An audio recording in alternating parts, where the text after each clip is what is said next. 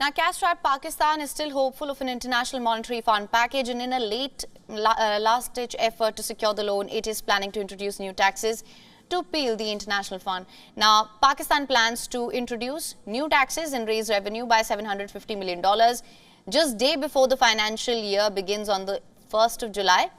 With the new tax proposals, Pakistan expects to secure at least $1.1 billion in funding. The latest move comes weeks after the Shehbaz Sharif government presented a budget which aimed to boost economic growth with the IMF's austerity conditions. However, the IMF was not happy with some of the proposals in the budget. It said that the tax proposals do not broaden the revenue base here. It also added that a proposed amnesty scheme that goes against conditions for an IMF loan. So since last year, Pakistan has raised taxes and fuel prices and eased control over the foreign exchange rate. It has raised its fuel tax cap to 60 rupees a litre from the currently enforced 50 rupees a litre. It has also removed restrictions on imports. The South Asian nation has been facing record inflation, a weakening currency that has lost about 30% of its value in a year, and forex reserves have slid to only about 1 month of imports.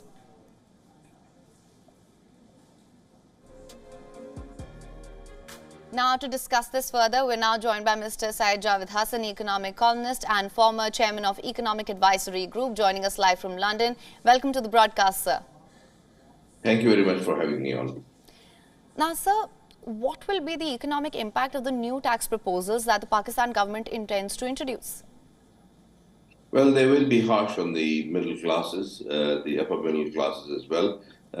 Mainly the people who are affected most by this latest set of taxes are the salaried class and the businesses. What is worth noting is that the salaried class will be paying an extra 2.5% on their incomes, anyone who's earning more than 2 lakh rupees a month. Also, businesses will be continuing to pay a super tax, which is an extra 7.5% to 10% in terms of corporate taxation. There's also, for the general public, inflationary measures of increasing by 10 rupees per litre the tax on fuel. So we are seeing a greater burden of taxation to be faced by the public, but more so by the middle classes, the salaried classes, and the corporate businesses. Right, so in fact, I was just going to come to this. A lot of social welfare schemes may have to be cut down in order to appease the IMF's conditions as well. So what do you think will be the socio-political impact of that on Pakistan's common man? I think in fairness, IMF is insisting that the social welfare programs are not cut down. If anything, they are looking for some increments in the social welfare programs. Nevertheless, given the inflation, there will be an impact on the social welfare programs, given that the increments will be less than the inflation.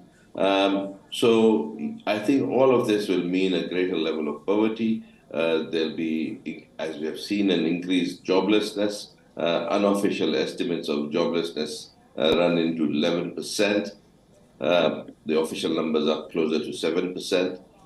So greater difficulty for the masses. Unemployment is going up. Also, job creation is suffering. As we know, in the outgoing year, the growth rate officially was only about 0.5%. Many analysts contend that it is actually a contraction of economy by something like 0.5%. So we are seeing a number of factors happening together: inflation, slowdown in growth, as well as greater unemployment. So you can imagine all the socio-economic impacts are quite negative for the public.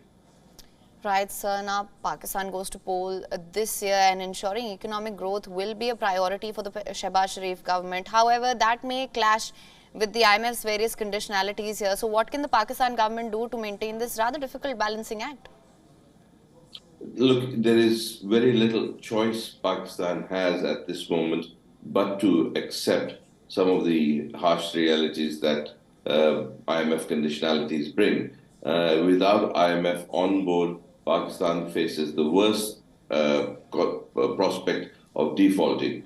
If that should happen, there will be no growth at all. So I think while the government is in a difficult situation, it cannot avoid listening to IMF and trying to incorporate them and bring them on board. So yes, I think the government is facing difficulties, but it is just as much in a position where it needs to have IMF on board. Without that, there's the dreadful prospect of defaulting to external debt. Right. Well, Mr. Syed Javed Hassan, thank you so much for joining us on the broadcast with your insights on this. Thank you very much. WION is now available in your country. Download the app now. Get all the news on the move.